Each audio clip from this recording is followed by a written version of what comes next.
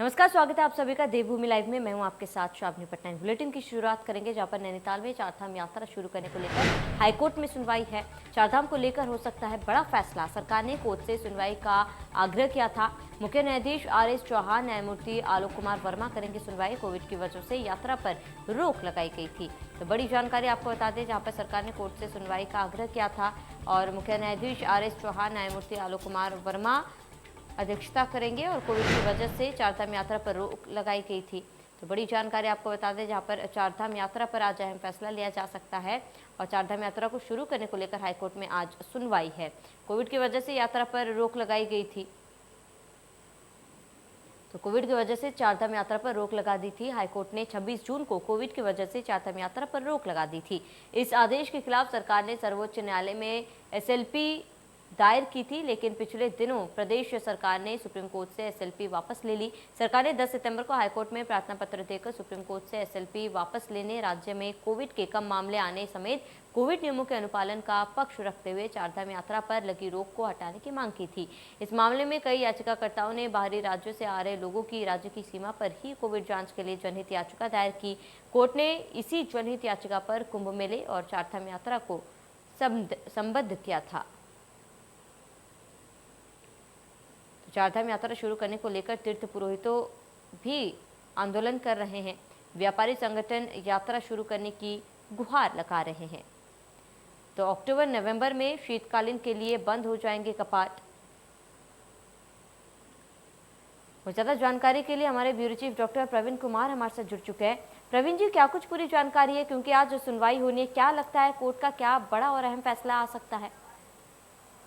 देखिए श्रावणी, चारधाम यात्रा को लेकर काफी दिनों से बात चल रही थी और इस पर राजनीति भी शुरू हो गई थी और आज बड़ा दिन है, क्योंकि चारधाम यात्रा उत्तराखंड की आर्थिकी से जुड़ा हुआ है जी। और यहाँ की आप कह सकते हैं कि हजारों ऐसे लोग हैं जिसका जीवन यापन इस यात्रा के पर निर्भर है जी। और सरकार की कोशिश पिछले दिनों ये थी कि सुप्रीम कोर्ट से जो ये केस को वापस लिया जाए और राज्य जो उच्च न्यायालय है, नैनीताल उच्च न्यायालय, वहां पर जोरदार पैरवी की जाए और अपनी बात रखी जाए, ताकि यहाँ पर एक बार फिर से चारधाम यात्रा शुरू हो सके। सरकार की कोशिश यही है और उम्मीद की जा रही है कि आज कुछ न कुछ पॉजिटिव या सकारात्मक चीजें निकल के सामने आएगी।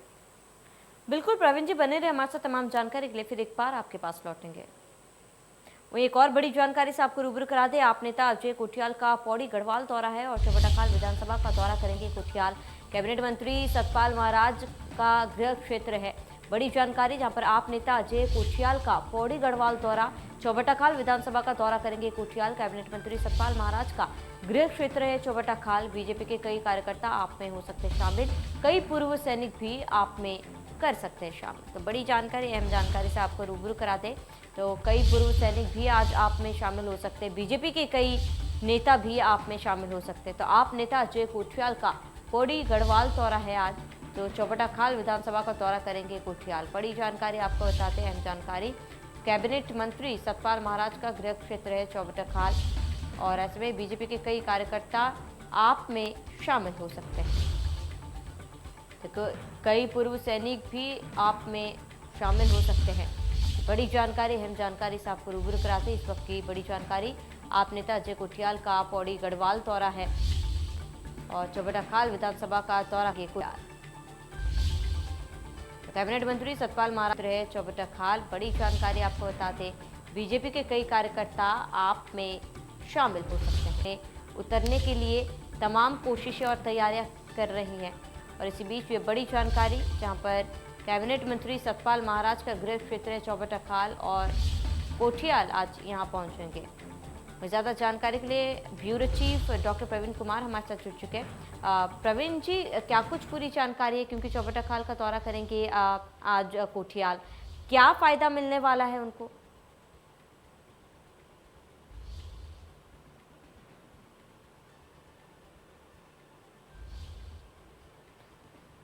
तकनीकी खामी के कारण हमारा संपर्क नहीं हो पा रहा है, दोबारा जुड़ने की कोशिश करेंगे। तो बड़ी जानकारी, बीजेपी के कई कार्यकर्ता आप में शामिल हो सकते हैं। तो उत्तराखंड में 6 महीने बाद चुनाव है, लेकिन चुनाव से पहले उत्तराखंड बीजेपी में सियासी कला जारी है। ढेंचा बीज घोटाले को लेकर वार पलटवार किए जा रहे हैं। कैबिनेट मंत्री हरक सिंह रावत के बयान के बाद से ही इसे लेकर बयानबाजियों का दौर शुरू हो चुका है। हरक सिंह रावत के बयान पर पूर्व मुख्यमंत्री त्रिवेंद्र सिंह रावत ने इसे लेकर हल्ला बोल दिया। त्रिवेंद्र सिंह रावत ने ढेंचा बीज घोटाले के एक सवाल के जवाब पर कहा कि उत्तराखंड में गधा भी ढेंचा ढेंचा करता है। बता दें, हाल ही में कैबिनेट मंत्री हरक सिंह रावत ने ढेंचा बीज घोटाले को लेकर एक बयान दिया था। हरक सिंह रावत ने कहा था कि जब ढेंचा बीज घोटाले में हरीश रावत की सरकार में त्रिवेंद्र सिंह रावत के ऊपर गिरफ्तारी की तलवार लटकी थी, तब वे हरीश रावत सरकार में कृषि मंत्री थे। उन्होंने त्रिवेंद्र सिंह रावत को गिरफ्तारी से बचाया था। हरक सिंह रावत के इस बयान के बाद त्रिवेंद्र सिंह रावत गुस्से में तिलमिला गए और कहा कि उत्तराखंड में तो गधा भी ढेंचा ढेंचा बोलता है।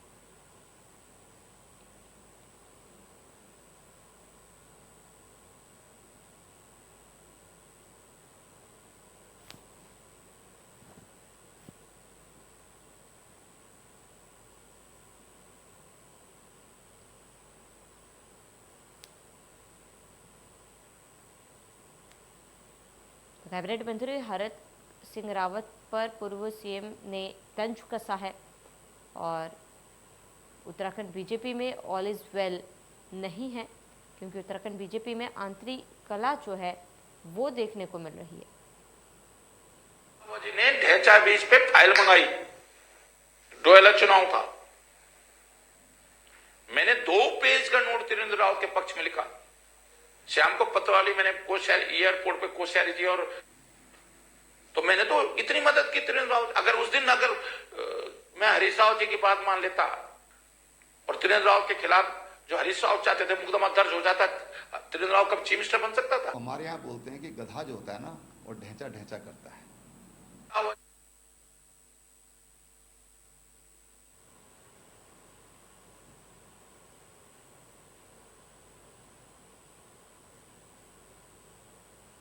खबर रामनगर से है, जहां कालाढूंगी की रहने वाली एक छात्रा ने कॉलेज में जहरीला पदार्थ खाकर आत्महत्या की कोशिश की। पुलिस की जानकारी होने पर कॉलेज में हड़कंप मच गया। बेहोशी की हालत में छात्रा को प्राथमिक उपचार के लिए लाया गया, जहां से उसे हायर सेंटर रेफर कर दिया गया।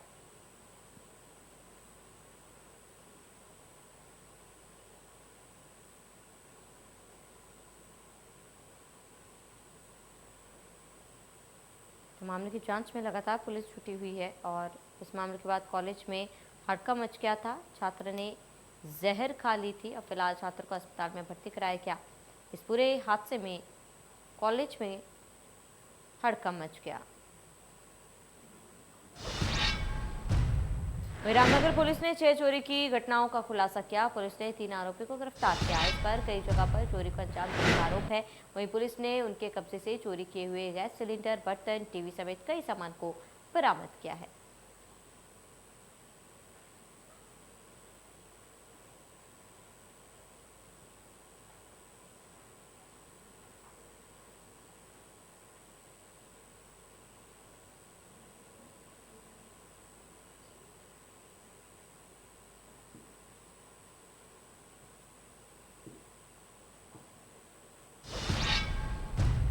तो खबर काशीपुर से है, जहां भारतीय जनता पार्टी अल्पसंख्यक मोर्चा के नवनियुक्त प्रदेश कार्यकारिणी सदस्यों का स्वागत किया गया। वहीं इसमें बताया गया है कि बीजेपी अल्पसंख्यक मोर्चा की राष्ट्रवादी विचारधारा के साथ अल्पसंख्यक मोर्चा के कार्यकर्ता बड़ी ईमानदारी और लगन के साथ अल्पसंख्यक मोर्चे को मजबूती देने का काम कर रहे हैं।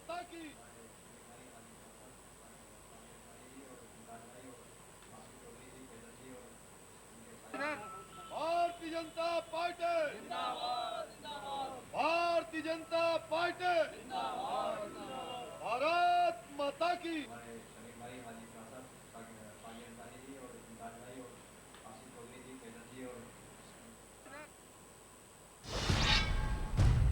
दरखटीमा के रघुलिया गांव में फसल की रखवाली कर रहे एक युवक को मगरमच्छ ने अपना निवाला बना दिया। पुलिस को गायब सुखदेव सिंह का सिर नाले के पास पड़ा मिला, जिस पर दांत के निशान भी पाए गए।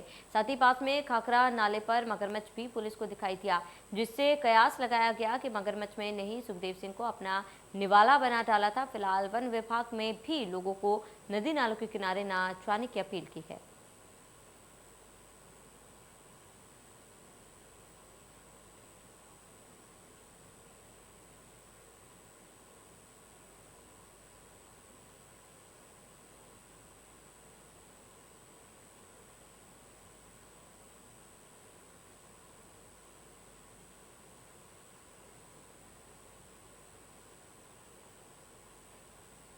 तो वन विभाग की टीम ने सतर्क रहने को ग्रामीण को कहा है। नाले के पास मगरमच्छ मिलने से हड़कंप मच गया था। वन विभाग की टीम ने मगरमच्छ को फिलहाल पकड़ लिया, हालांकि लोगों को सावधान रहने की बात कही है।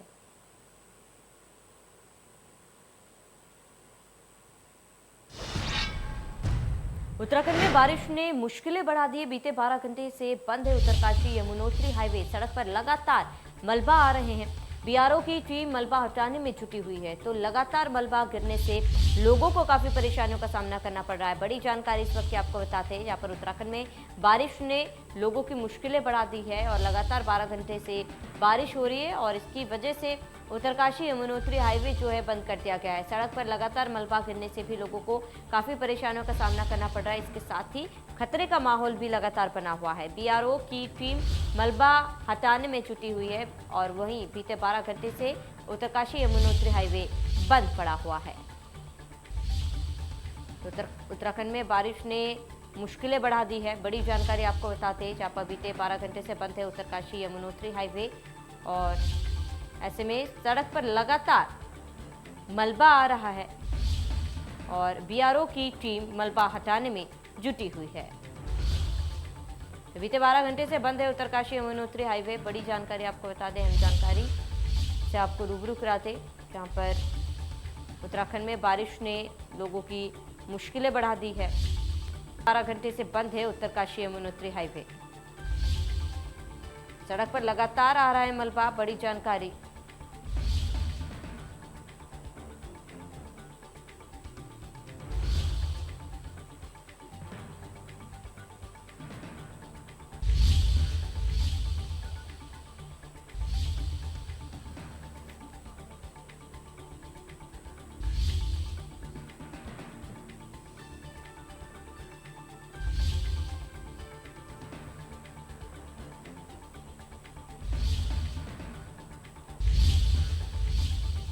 वो इसी बीच एक बड़ी और अहम जानकारी से आपको रूबरू कराते। बड़ी जानकारी जहां पर सीएम पुष्कर सिंह धामी का जन्मदिवस है। बड़ी जानकारी आपको बता दें, अपने जन्मदिन पर वनिता आश्रम पहुंचे हैं सीएम। बड़ी जानकारी, बच्चों के साथ उन्होंने अपना जन्मदिन मनाया है। तो बड़ी जानकारी, अहम जानकारी से आपको रूबरू कराते। इस वक्त की बड़ी जानकारी आपको बता दें, यहाँ पर अपने जन्मदिवस पर वनिता आश्रम पहुंचे सीएम पुष्कर सिंह धामी। तो आज सीएम का जन्मदिन है और ऐसे में बच्चों के साथ उन्होंने जन्मदिन मनाया।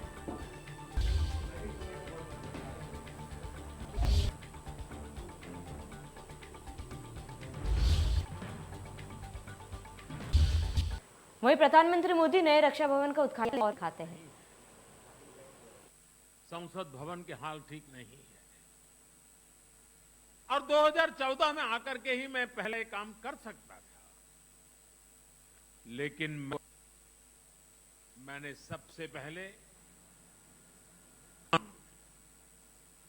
भारत के लिए जीने, भारत के लिए उनका स्मारक सब पहले। और आज जो काम आजादी के तुरंत बाद होना चाहिए था, वो काम 2014 के बाद प्रारंभ हुआ और उस काम को पूर्ण करने के बाद हमने हमारे दफ्तरों को ठीक करने के लिए सेंट्रल विस्टा का काम उठाया। सबसे पहले हमने याद किया मेरे देश के वीरों को, वीर जवानों को। साथियों, ये जो निर्माण कार्य हुआ है, काम काज के साथ साथ यहां आवासीय परिसर भी बनाए गए हैं। जो जवान 24/7 महत्वपूर्ण सुरक्षा कार्यों में लगे रहते हैं, उनके लिए जरूरी आवास, किचन, मेस से जुड़ी आधुनिक सुविधाएं, इन सब का भी निर्माण किया गया है। देश भर से जो हजारों रेड सैनिक अपने पुराने सरकारी कामकाज के लिए यहां आते हैं, उनको भी अब उनके उम्र के एक स्थिति पर वो पहुंचे, उन ख्याल रखना, उनको ज्यादा परेशानी ना हो, इसके लिए भी उचित कनेक्टिविटी यहां ध्यान रखा है। एक अच्छी बात ये भी है, बिल्डिंगें बनी है वो इको फ्रेंडली है और राजधानी के भवनों का जो पुरातन रंग रूप है, जो उसकी एक पहचान है, उसको बरकरार रखा गया है, उसको बनाए रखा गया है। भारत के कलाकारों की आकर्षक कलाकृतियों को, आत्मनिर्भर भारत के प्रतीकों को यहां के परिसरों में स्थान दिया गया है। यानी दिल्ली की जीवंतता और यहां के पर्यावरण को सुरक्षित रखते हुए हमारी सांस्कृतिक विविधता का आधुनिक स्वरूप यहां हर कोई अनुभव करेगा। साथियों, दिल्ली को भारत की राजधानी बने 100 वर्ष से अधिक का समय हो गया है। 100 वर्ष से अधिक के इस कालखंड में यहां की आबादी और अन्य परिस्थितियों में बहुत बड़ा अंतर आ चुका है। जब हम राजधानी की बात करते हैं तो वो सिर्फ एक शहर नहीं होता है। किसी भी राजधानी उस देश की सोच, उस संकल्प, उस देश का सामर्थ्य और उस देश की संस्कृति के प्रतीक होती है।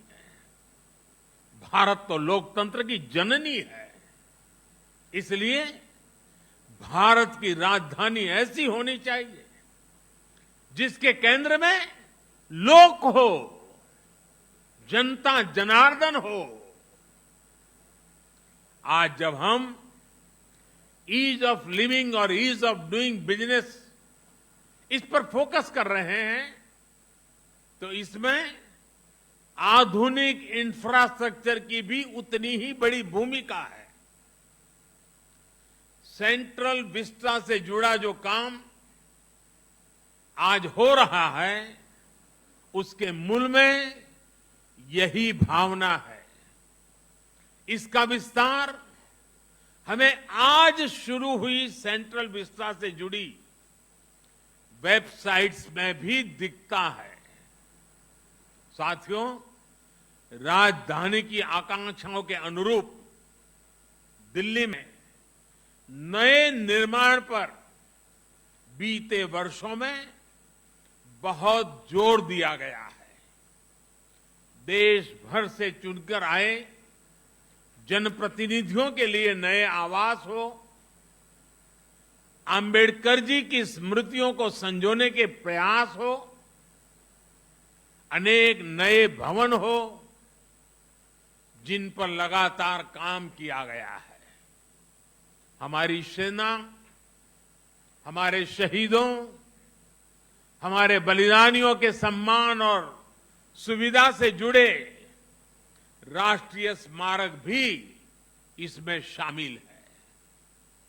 इतने दशकों बाद सेना, अर्धसैनिक बलों और पुलिस बल के शहीदों के लिए राष्ट्रीय स्मारक आज दिल्ली का गौरव बढ़ा रहा है। और इनकी एक बहुत बड़ी विशेषता ये रही है कि इनमें से अधिकतर तय समय से पहले पूरे किए गए हैं। वरना सरकारों की पहचान यही है, होती है, चलती है, कोई बात नहीं, 4-6 महीना तो देर स्वाभाविक है। हमने एक नया वर्क कल्चर सरकार में लाने का ईमानदारी से प्रयास किया है ताकि देश की संपत्ति बर्बाद न हो, समय सीमा में काम हो, निर्धारित खर्च से भी कुछ कम खर्च में क्यों न हो, और प्रोफेशनलिज्म हो, एफिशिएंसी हो, इन सारी बातों पर हम बल दे रहे हैं। ये सोच, ये अप्रोच में आई एफिशिएंसी का एक बहुत बड़ा उदाहरण आज यहां प्रस्तुत है। डिफेंस ऑफिस कॉम्प्लेक्स का भी जो काम 24 महीने में पूरा होना था, वो सिर्फ 12 महीने के रिकॉर्ड समय में कंप्लीट किया गया। यानी 50% समय बचा लिया गया, वो भी उस समय जब कोरोना से बनी परिस्थितियों में लेबर से लेकर लॉकडाउन, दिखना, फलाना, न जाने कितने सारी कठिनाइयों से बीच हम गुजरे हैं। इन तमाम प्रकार की चुनौतियां सामने थी। कोरोना काल में सैकड़ों श्रमिकों को इस प्रोजेक्ट में रोजगार मिला है। इस निर्माण कार्य से जुड़े सभी श्रमिक साथी, सभी इंजीनियर, सभी कर्मचारी, अधिकारी, ये सब के सब इस समय सीमा में निर्माण के लिए तो अभिनंदन के अधिकारी है, लेकिन साथ साथ कोरोना का इतना भयानक जब खौफ था, जीवन और मृत्यु के बीच में सवालिया निशान थे, उस समय भी राष्ट्र निर्माण के इस पवित्र कार्य में जिन जिन लोगों ने योगदान किया है, पूरा देश उनको बधाई देता है। पूरा